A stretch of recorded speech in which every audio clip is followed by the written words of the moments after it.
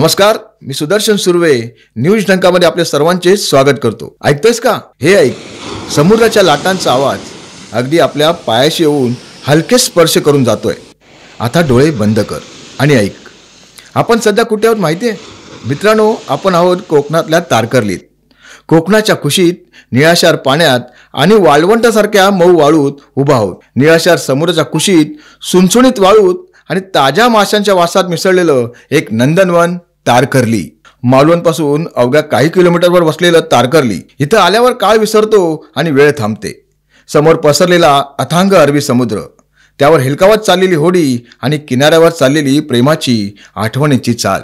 आपल्या आजूबाजूला पसरलेलं नितळ पाणी जणू काचेसारखं पारदर्शक। समोर दिसतोय का तो बोटीने भरलेलं दृश्य? हो, तिथे स्कुबा डायव्हिंग चालू आहे। आपणही जायचंय का आत खोल समुद्रात?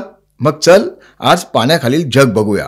तारकर्ली म्हणजे केवळ निसर्ग सौंदर्य नाही, तर साहसाचं दुसरं नाव आहे। स्कुबा डायव्हिंग करताना इथे समुद्राच्या तळाशी असलेलं एक नवीन जग सापडतं। रंगीत मासे, प्रवाळ आणि शांततेचा नाद अनुभवता येतो। हे बघ, मासे छोटे, रंगीबेरंगी, त्यांच्यातून पोहोच जाताना वाटतंय आपण एखाद्या परिकथेत आलो की काय। पण नाही, हे सत्य आहे। ही आहे तारकर्लीची जादू। पॅरासेलिंग करताना आकाशातून तारकर्लीचे सौंदर्य काय दिसतं हे तुम्हाला शब्दात सांगू शकत नाही। पंख नसले तरी आपण उडू शकतो, तेच करतं पॅरासेलिंग। समुद्रावरून उंच हवेत उडत जाताना तारकर्लीचा किनारा, दूरवरचा सिंधुदुर्ग किल्ला सगळं अगदी चित्रासारखं दिसतं। गटात आलात मग बनाना राईड करूनच बघा। पाण्यावरून वेगात जाणाऱ्या त्या बनाना बोटीवर बसताना ओरडणं, हसणं आणि शेवटी समुद्रात पडणं, हा अनुभव एकदा तरी घ्यायलाच हवा। जेव्हा स्वतःच्या हातात कंट्रोल असतो आणि तुम्ही समुद्राच्या लाटांवरून जेटस्की चालवता, तेव्हा फील येतो, बॉस मी हाय। तो वेग, तो थरार अगदी सळसळ तरंगतं। बोट मागून उडणारी ती फुगीवाणी गाडी, बंपर राईड, पाण्यावर हेलकावताना जो झटका मिळतो, ती मजा रांगोळीच्या झुल्यालाही राजवेल।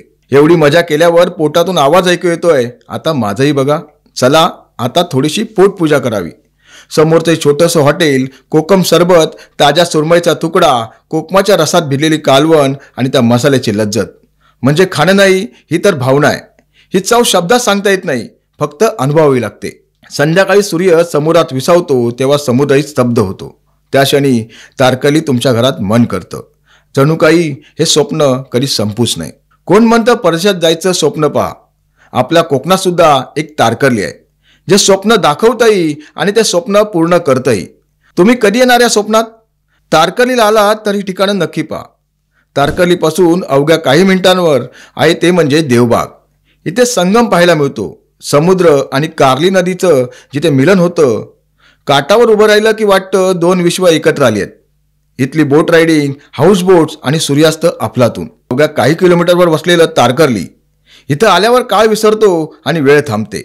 समोर पसरलेला अथांग अरबी समुद्र, त्यावर हेलकावत चाललेली होडी आणि किनाऱ्यावर चाललेली प्रेमाची चाल। आपल्या आजूबाजूला नितळ पाणी जणू काचेसारखं पारदर्शक।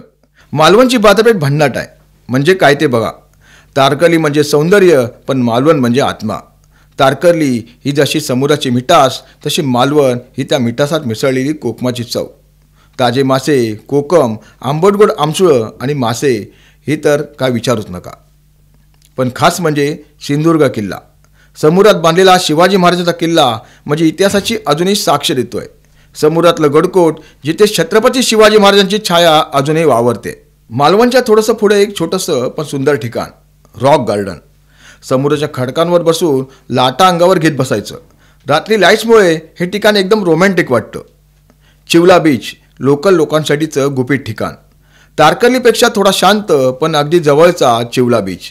इथे पर्यटक फार कमी, पण लोकल लोक रोज संध्याकाळी फिरायला येतात। इथल्या लाटा जरा वेगळ्याच आहेत, शांत पण खोल। तुम्हाला जर साहस करायचं आहे तर देवबाग लाईट हाऊसशिवाय पर्याय नाही। हे नाव ऐकताच मनात एक वेगळीच शांतता आणि साहसाची भावना उमटते।